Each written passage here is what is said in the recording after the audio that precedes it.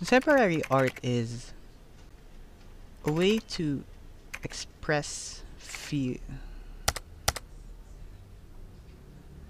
made by modern artists. No. A new art style. No.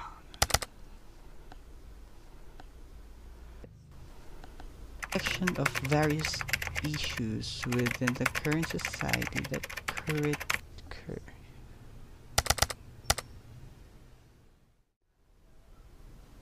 So let's go back from the start.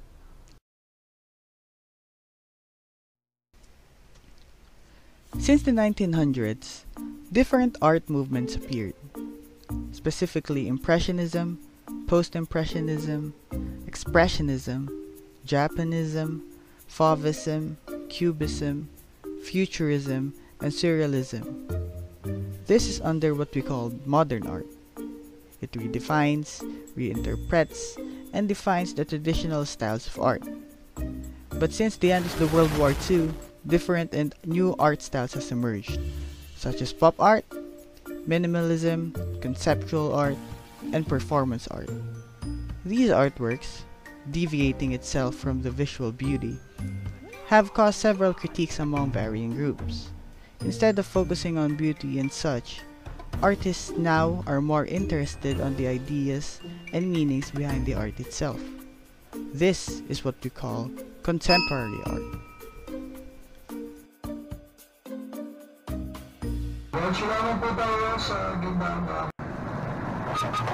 In the Philippines, contemporary art appeared after the World War II, during the martial law era. I have proclaimed martial law. Art then were used to protest against the government and to express people's resentments. As time passed by, contemporary art tries to unfold the question the flaws of Philippine society. It becomes an instrument for voicing out personal stand and expressing one's feelings. Varieties of style, element, and principle are to be considered in understanding contemporary art in the Philippines.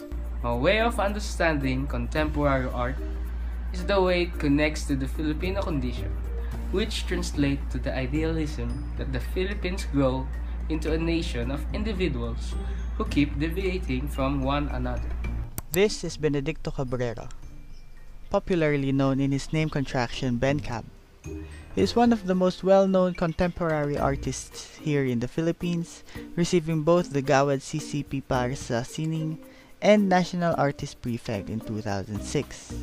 His artworks ranges from sculptures, illustrations, and paintings. One of the most iconic styles of BenCab is that of depictions of women. My depiction illustrating women, whether they be nude, in layers of clothing, or a figure of a mother and a child, are the ones that transgress from my collection of pieces.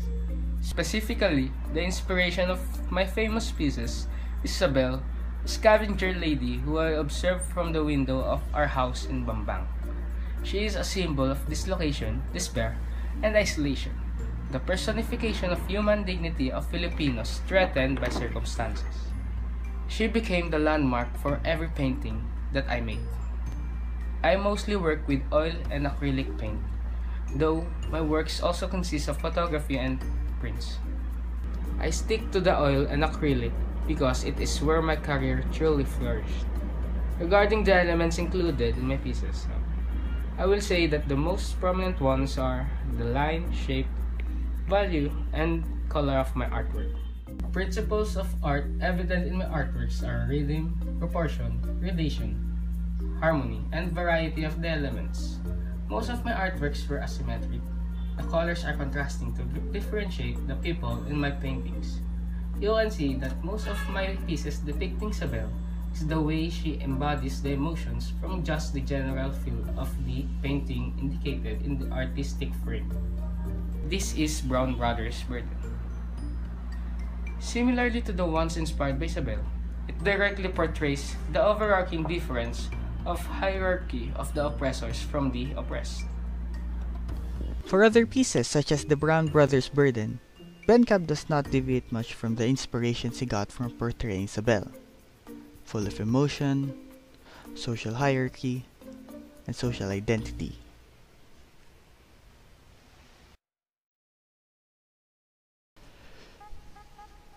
While some artists go back to the roots of social problems in the Philippines, some artists go for pieces which is indicative in urban landscapes, the internet, advertising, and the ever-rising trend of pop culture. Primarily, I work with the idea of thinking about myself, and I make art to understand and misunderstand myself. One of those artists is Mark Salvatos.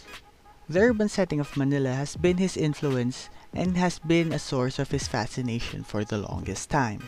So through this art, I want to do something that can really define what is my life, and through the different kinds of ideas, it can create some kind of meanings that I exist and coexist with myself. For Art Fair Philippines 2016, I am mounting a project similar to something I've done before in Korea and the Singapore Biennial in 2010, tentatively called Constellation. The project requires exhibit goers to participate by tracing the coins they have on them on paper. The collected traces will then be installed in a wall that, like stars in the sky, will form a constellation of coins imprints when seen from a distance. Using these sources for materials in Mark Salvatos' art projects have really translated well to the younger generations who really just wanted to appreciate art. My art is heavily influenced by the urban landscape, the internet, advertising, and popular culture. I use these sources for materials for my art projects. I use a number of mediums in my interactive and participatory projects, including drawings, installations, photography, video, and street art.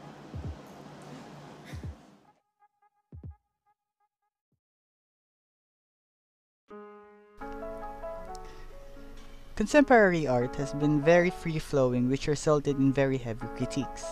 It has transgressed from the limits of the canvas onto what we now call as technology. My style is concerned with the actual process of conveyance, very much evident in the creative and informed utilization of technical elements in my installations and editing techniques applied to my work.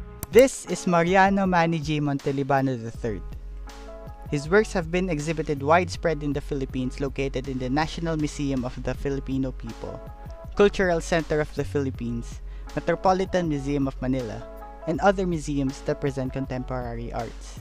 His pieces often reveal unnoticed realities that was derived from local culture and with a little bit of social realism.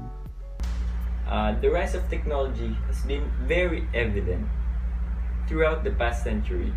We have seen the development of the television screen and the radio. With this, the media also developed the means of broadcasting information to convey a face for politics. Some of my works are heavily focused on the concept of control. Sorry for the Inconvenience, last made 2011, which heavily portrayed the irony of broadcasting these powerful people and the lackluster messages they say to people. A strategy for control as absurd comfort.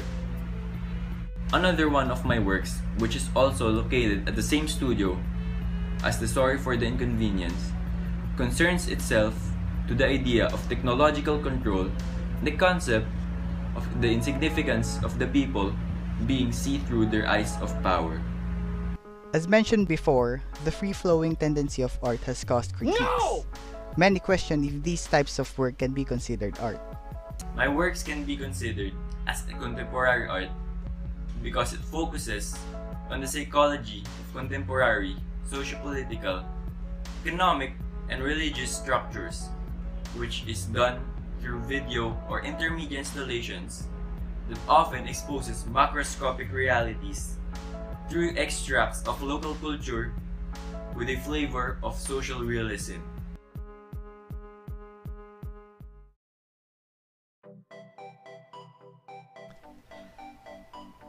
To further expand our knowledge towards this type of art, contemporary paintings and sculptures are displayed in museums such as the Museum of Contemporary Arts and Design and Metropolitan Museum of Manila. Here, There, Everywhere, Project Another Country is made by Alfredo and Isabel Aquilizan. It is located at the Museum of Contemporary Art and Design, housed within the stunning architecture of the College of St. Benilde's School of Design and Art. Balance is significant in the mini sculpture's cylindrical formation, a factor that gave the artwork harmony. It is considered as contemporary art because it portrays the social issue of corruption that resulted to poverty. In the Metropolitan Museum of Manila, an artwork made by Mr. Pablo Baen Santos entitled Boom na Boom can be seen. For this artwork, color and shape are the most dominant elements present in the artwork. Color and shape blends perfectly in this artwork. Value is also present. Light colors are present in the upper part of the art, and darker colors are surrounding it, giving a clearer vision of what is depicted in this scenario. Boom na Boom is considered as contemporary art because it is giving us a vision of the issues happening specifically to the ones who are below the poverty line. Another artwork was The Eternal Damnation, made by the Anting Anting artist group. Although the painting shows various objects, the painting remains perfectly in balance. No part of the painting has a heavier appearance. The different color mixtures complemented each other. The colors used in the painting were enough to depict the mood in the painting. It is considered as contemporary art because it depicts the sufferings and problems that the Filipino nation experienced in politics, religion, poverty, discrimination, abuse, and etc. This is Epilogo, a painting made by the Sanggawa artist group. It shows a good variety of shapes, colors, and sizes in the painting. Executing the gradual changes in shape, color, and light were smooth and pleasing to the eyes of the viewers. The emphasis and balance was made on the characters who were significant in the painting without making any part of the painting too heavy and too dark for the viewers. It can be considered as contemporary art because it depicts the Philippines' different problems in religion, politics, and the people itself. Not all contemporary art lies inside the museums. Each one of us can be an artist of our own contemporary art. The last artwork is the Cultural Center of the Philippines. It is designed by architect Leandro Locsin. The building is symmetrical, and the gradation have a series of different sizes and shapes of the structures. It is considered as contemporary art because it attempts to promote and preserve the Filipino culture. It unites the cultural artists of the Philippines.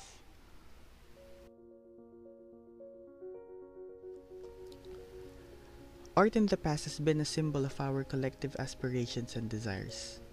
The emphasis on beauty and the perfections of form and technique stood for the values that were held in high regard then.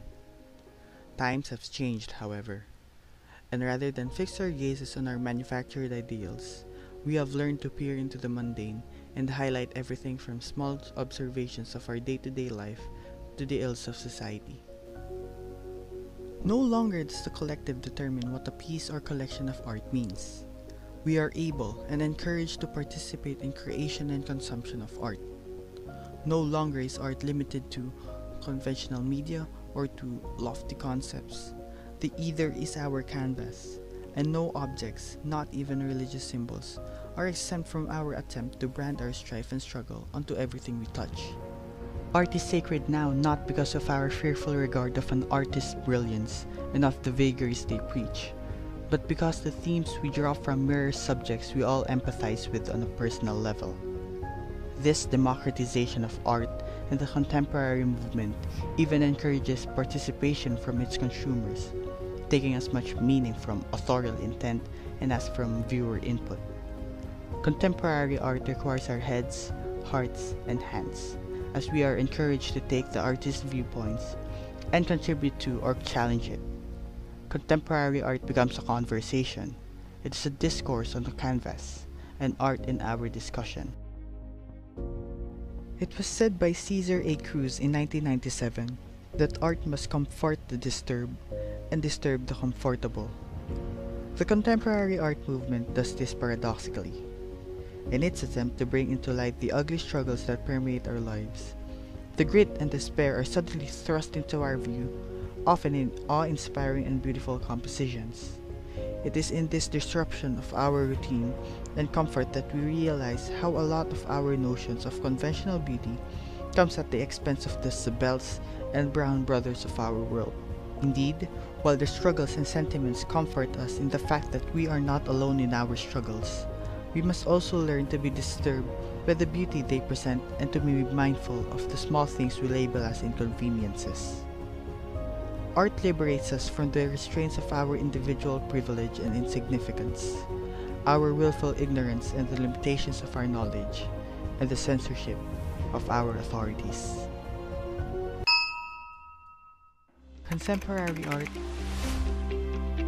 is our voice, our collective presence on canvas.